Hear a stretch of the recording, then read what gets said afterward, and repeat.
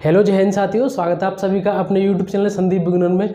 दोस्तों, जिस टाइम का हमें इंतजार था और जिस चीज़ का इंतजार था वो चीज़ आखिर आज हमारे सामने आ चुकी है।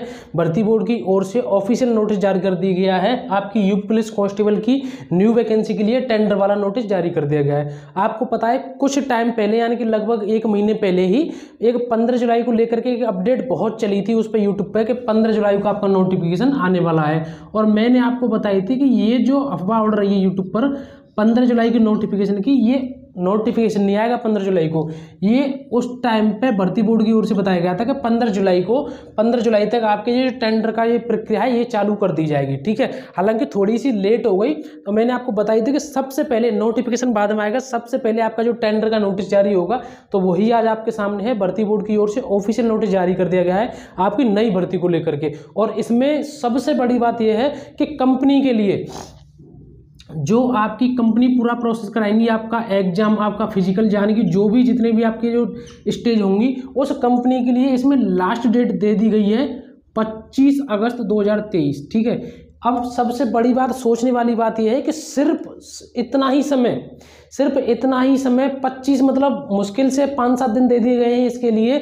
बस सिर्फ इतना ही समय दिया गया है 25 अगस्त 2023 तक इसको ये सारी चीज़ें कंप्लीट करनी है। किसी भी कंपनी जो भी जिस तरीके से उसकी कुछ शर्तें रखी गई हैं उसको मैं आपको बता रहा हूं कि उसमें किस किस तरीके से क्या अपडेट है, ये जो नोटिस आया है नया उसमें।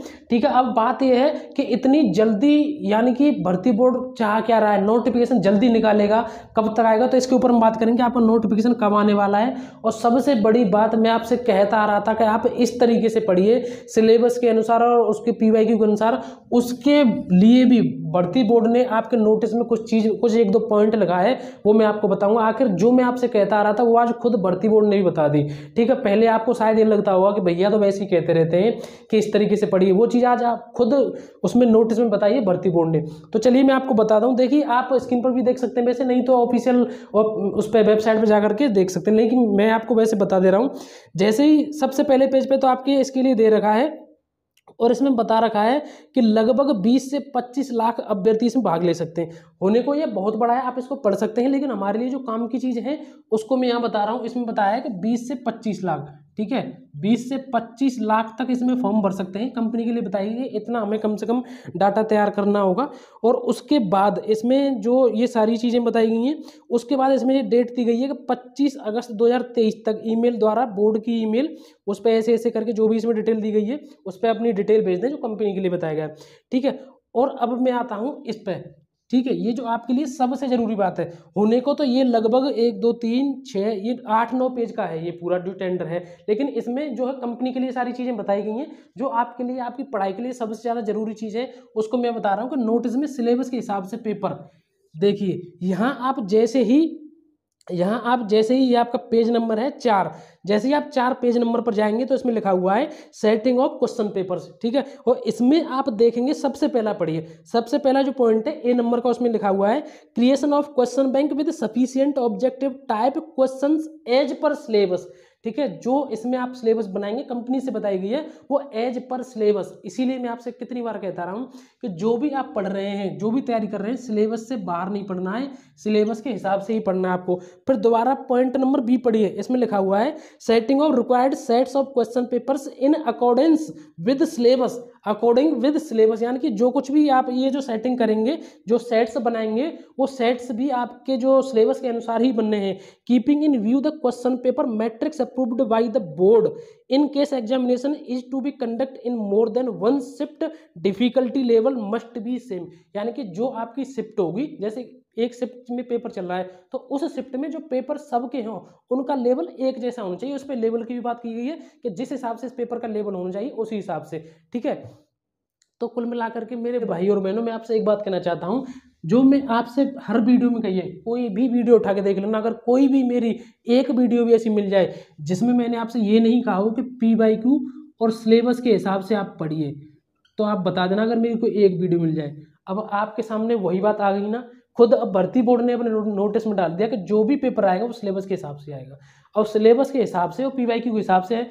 सिलेबस तो आपको पता चलेगा, पीवाईक्यू से आपको लेवल पता चलेगा। जैसे इसमें बताया है ना कि डिफिकल्टी जो लेवल रहेगा वो सेम रहेगा, यानी कि सबके लिए सेम रहेगा शिफ्ट में। और ये जिस हिसाब से होना चाहिए कि जैसे कि इसमें दे रखा है, आप यहाँ देख सकते हैं कहाँ है ये, keeping in view the question paper matrix approved by the board.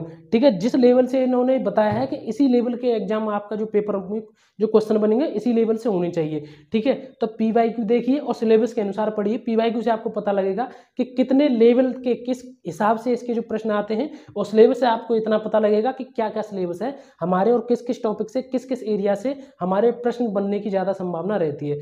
तो दोस्तों फिर कह रहा हूँ, पीवाईक्यू सिलेबस से पढ़ेंगे आपका कुछ भी दिक्कत नहीं होगी, पेपर बढ़िया तरीके से होगा। और उसके साथ साथ मैं आपको बताऊं, जो कि कई बार बता चुका हूं मैं, अगर आपको एक अच्छी बुक चाहिए यूपी पुलिस कांस्टेबल के लिए तो आप चक्षु प्रकाशन की ये न्यू बुक आई है, इसको आप ले सकते हैं।